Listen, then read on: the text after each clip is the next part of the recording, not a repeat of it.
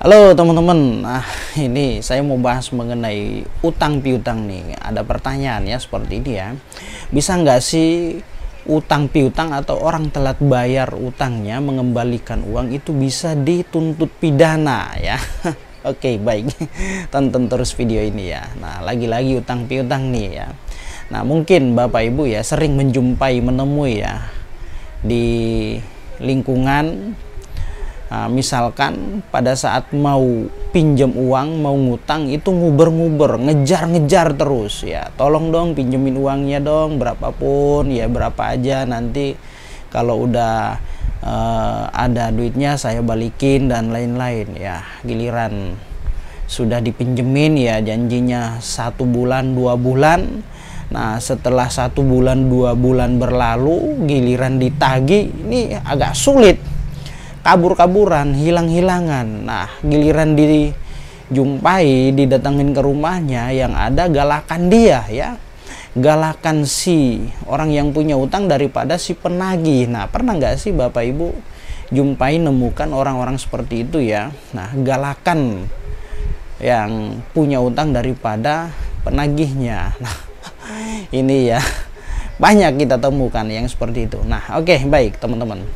Nah, terkait masalah hal tadi ya, seseorang yang tidak sanggup bayar utang, nah bisa nggak sih dituntut pidana? Nah, oke, ada resiko hukum teman-teman ya.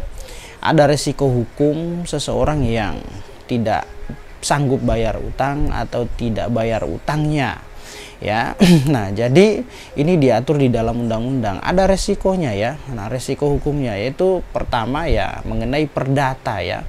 Karena utang piutang ini adalah hubungan keperdataan, ranahnya private ya, ingat ya.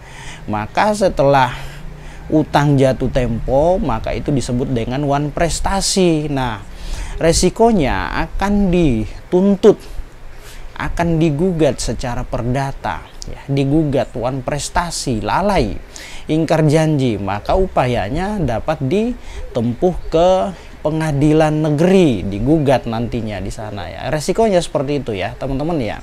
Nah, mengenai orang yang tidak sanggup bayar utang, tidak sanggup mengembalikan uang yang telah diutang ya, ada perjanjian. Nah, itu masuk ranahnya private ya, hukum perdata teman-teman ya.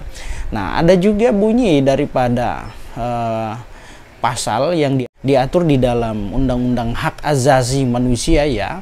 Nah, tidak bisa seseorang dituntut pidana karena tidak sanggup bayar utang. Nah, seperti itu kira-kira bunyinya teman-teman ya. Jadi terkait persoalan utang piutang, nah itu masuknya ranah perdata ya.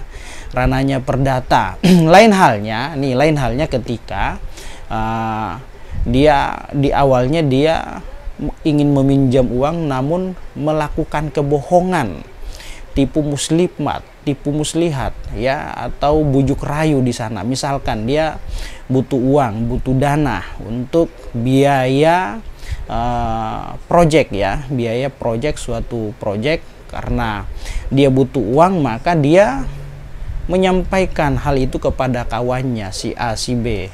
Saya butuh dana nih untuk keperluan membiayai suatu proyek. Nah, karena atas bujuk rayu, iming-iming, dan dia mampu meyakinkan seseorang bahwasanya dia butuh dana untuk membiayai suatu proyek.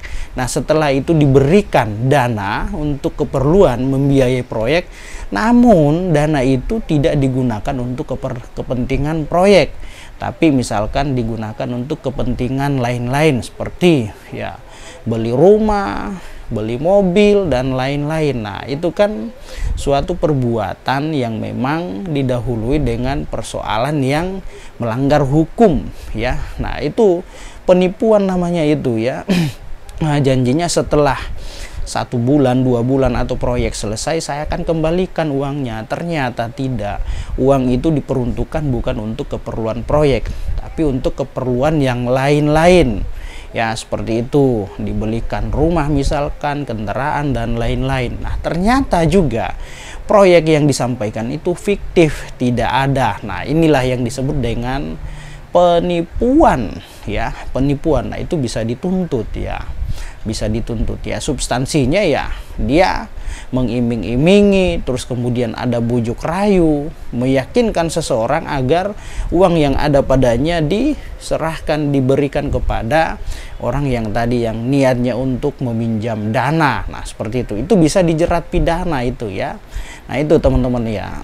Nah terkait masalah utang piutang tadi yang saya jelaskan di awal, nah karena itu murni utang piutang ya, pinjam duit namun karena dia tidak sanggup bayar maka tidak bisa dituntut pidana. Lain halnya dengan pinjam uang dengan dalih bujuk rayu, dengan mengiming-imingi ada proyek dan lain-lain. Nah itu bisa dituntut pidana karena di awalnya sudah dimulai dengan niat yang kurang baik ya, mensreanya. Nah seperti itu. Oke teman-teman ya, seperti itu ya penjelasannya. Oke demikian, assalamualaikum warahmatullahi wabarakatuh, salam keadilan.